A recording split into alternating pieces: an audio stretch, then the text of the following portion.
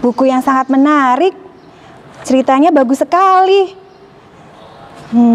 Teman-teman, Miss Diana baru selesai baca buku ini. Menurut Miss Diana, buku ini bagus sekali dari tema, dari tokoh.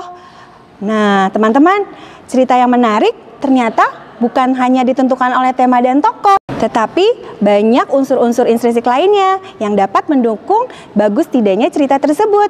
Mau tahu unsur-unsur yang lainnya itu apa? Yuk, kita simak penjelasan berikut ini.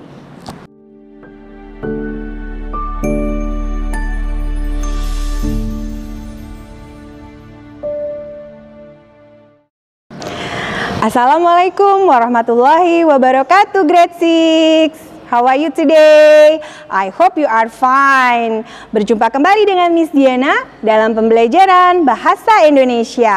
Before we start our lesson today, let's say basmalah. Bismillahirrahmanirrahim.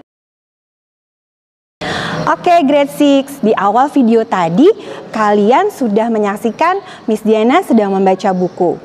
Ayo, kalian suka baca buku tentang apa?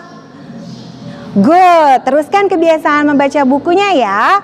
Oke, sebelum kita mulai belajar hari ini, Miss Diana akan bercerita terlebih dahulu. Judul cerita yang akan Miss Diana baca adalah Kancil dan Kera yang Rakus.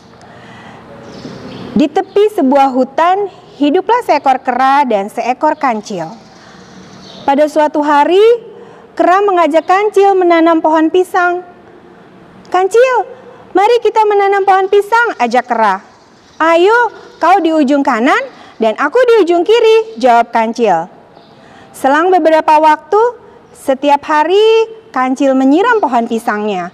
Tumbuhlah pohon pisangku, kancil bernyanyi riang sambil menari. Kera hanya melihat tingkah kancil sambil tiduran di atas pohon. Apa kabar kera? Bagaimana pohon pisangmu? Sapa kancil kepada kera. Pohon pisangku akan berbuah pastinya, jawab kera dengan sombongnya. Bulan berganti bulan, pohon pisang kancil berbuah. Buahnya banyak sekali. Ia akan membagikan buah-buah tersebut kepada teman-temannya. Sebaliknya, pohon pisang kera mati karena tidak pernah disiram. Pisang yang ditanam kancil siap dipanen. Bagaimana cara memetik buah pisang ini, pikir kancil. Mungkin kera mau membantuku. Kancil lalu meminta bantuan kepada kera. Maukah kau membantuku memetik buah pisang ini? Tanya kancil. Aku bersedia, tetapi aku nanti minta buah pisangmu, jawab kera. Baik, jawab kancil. Kera lalu memanjat pohon pisang kancil. Bau wangi buah pisang menggoda selera kera. Ia lupa akan janjinya. Kancil menunggu di bawah pohon pisang. Ra, mana bagian aku? Mana bagian pisang aku? Teriak kancil. Tak satu pun, jawab kera rakus. Ra, itu pohon pisang aku, rengek kancil hampir menangis. Salah sendiri, mengapa tidak bisa memanjat pohon? Ejek kera. Kancil mulai menangis, hatinya sedih bercampur marah. Ia lalu menggoyang-goyang pohon pisang itu. Tiba-tiba, bruk, pohon pisang itu tumbang, kera pun jatuh. Dia mengerang kesakitan. Tubuhnya tertimpa batang pohon pisang. Ampun kancil, tolong aku menyesal, kata kera. Tetapi kancil itu sudah berlalu. Ia mencari sahabat baru. Bagaimana? Seru ya ceritanya? Selanjutnya, kita akan membahas lebih lanjut tentang unsur-unsur intrinsik di dalam teks fiksi. Tujuan kita belajar hari ini adalah untuk mengidentifikasi unsur-unsur intrinsik teks fiksi. Nah, apa itu teks fiksi? Teks yang berisi cerita yang tidak nyata, fiktif, atau hayal. Sedangkan unsur-unsur intrinsik adalah unsur-unsur yang membangun sebuah cerita, yaitu bagian-bagian yang terdapat dalam cerita tersebut. Nah, unsur-unsur intrinsik itu meliputi tema, tokoh, latar, alur,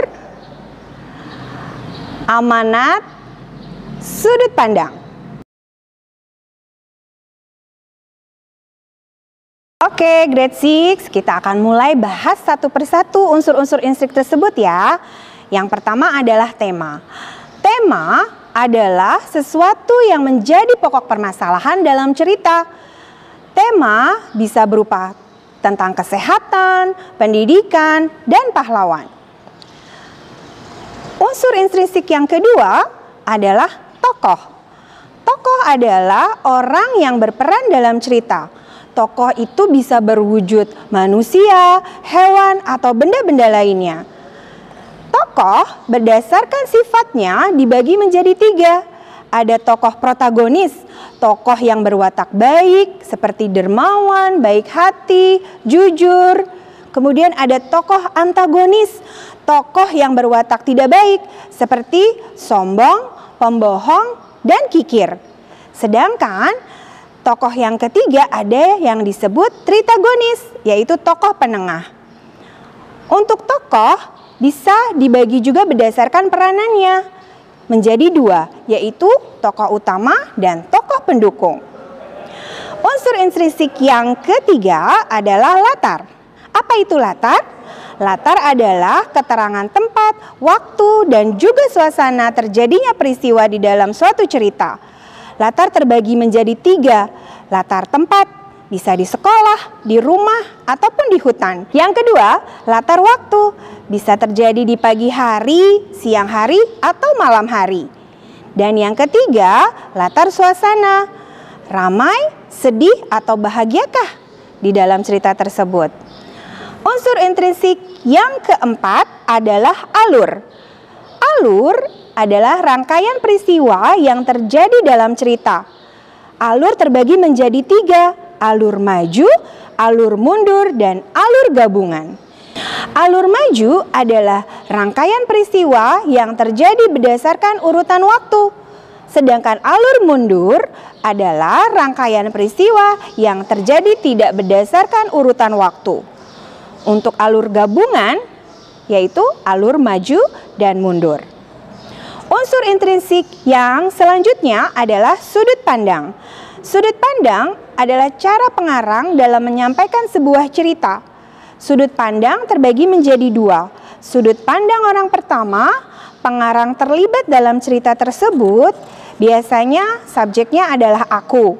Dan sudut pandang orang ketiga, biasanya digunakan subjeknya ia atau dia. Untuk unsur intrinsik yang terakhir adalah amanat. Amanat adalah pesan moral kebaikan yang dapat diambil dari cerita tersebut.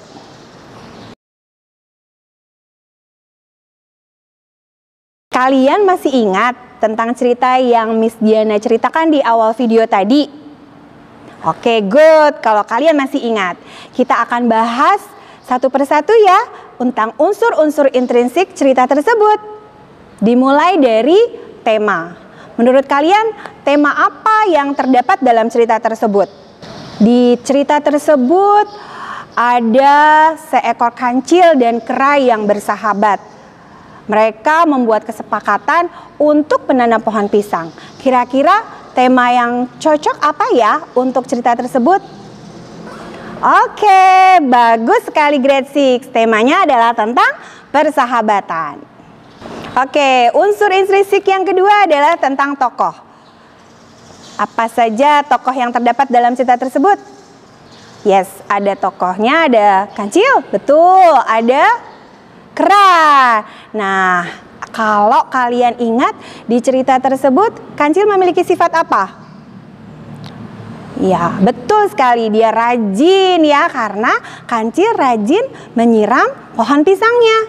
Sedangkan kera, bagaimana dengan kera? Grade 6. Oh iya betul, kera malas ya. Malas menyiram tanaman, betul, tanaman pohon pisangnya. Kemudian kera juga bersikap apa terhadap kancil ketika diminta untuk memetik pohon pisang? Iya, dia mengingkari janjinya, dia berbohong dan apa? Dia tidak memberikan bagiannya kepada kancil, bagian pisangnya. Jadi dia bersikap rakus ya, dia tidak membagi buah pisang yang dimiliki oleh kancil tersebut. Unsur intrinsik yang ketiga adalah latar. latar tempat dari cerita tersebut adalah di tepi sebuah hutan. Sedangkan latar waktu adalah di siang hari dan latar suasananya menegangkan. Unsur intrinsik yang selanjutnya adalah alur. Alur yang digunakan dalam cerita tersebut adalah alur maju. Sudut pandang sebagai unsur intrinsik yang kelima adalah sudut pandang orang ketiga. Unsur-unsur intrinsik yang terakhir adalah amanat. Menurut kalian, amanat apa yang bisa kita ambil dari cerita tersebut? Ya, amanatnya adalah berbohong dan rakus adalah perbuatan yang tidak baik. Jangan ditiru ya teman-teman. Nah teman-teman, bagaimana? Apakah kalian sudah lebih memahami tentang unsur-unsur intrinsik di dalam teks fiksi? Setelah kalian menyaksikan video penjelasan Miss Diana, kalian bisa mengerjakan worksheet 8 tentang unsur-unsur intrinsik di dalam teks fiksi. Sebelum kita akhiri pembelajaran hari ini, Miss Diana punya pantun untuk kalian. Sore hari, menggunting kuku, ibu datang membawa jamu. Ayo rajin membaca buku. Buku itu adalah jembatan ilmu. Oke, grade 6, before we close our lesson today, let's say hamdalah. Alhamdulillahirabbil alamin. Wassalamualaikum warahmatullahi wabarakatuh.